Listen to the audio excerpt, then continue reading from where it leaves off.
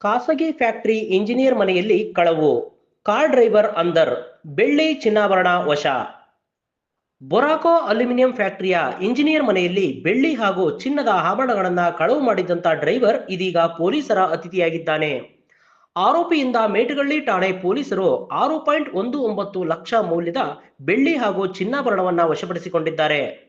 ಲೋಕನಾಯಕ ನಗರದ ವಿಜಯಸಾಹಿ ಕಳವು ಮಾಡಿ ಸಿಕ್ಕಿಬಿದ್ದಂತ ಆರೋಪಿ ವೃತ್ತಿಯಲ್ಲಿ ಇಂಜಿನಿಯರ್ ಆಗಿರುವ ಮಂಜೇಗೌಡ ಎಂಬುವರ ಮನೆಯಲ್ಲಿ ಕಳವು ಮಾಡಿದಂತ ವಿಜಯಸಾಯಿ ಸಿಕ್ಕಿಬಿದ್ದಿದ್ದಾನೆ. ಹಲವಾರು ವರ್ಷಗಳಿಂದ ವಿಜಯಸಾಯಿ ಕಾರ್ ಡ್ರೈವರ್ ಆಗಿ ಮಂಜೇಗೌಡರವರ ಮನೆಯಲ್ಲಿ ಕೆಲಸ ಮಾಡುತ್ತಿದ್ದ. ನಂಬಿಕಸ್ಥನಾಗಿದ್ದಂತಹ ವಿಜಯಸಾಯಿ ತನ್ನ ಸಾಲವನ್ನ ತೀರಿಸಿಕೊಳ್ಳಲು ಸಂಚು ರೂಪಿಸಿ ದಿನೇ ದಿನೇ ಮನೆಯಲ್ಲಿದ್ದಂತಹ ಬೆಳ್ಳಿ ಹಾಗೂ ಚಿನ್ನದ ಪದಾರ್ಥಗಳನ್ನ ಕಳ್ಳತನ ಮಾಡಿ ಗಿರಿವಿಯನ್ನ ಇಟ್ಟಿದ್ದ.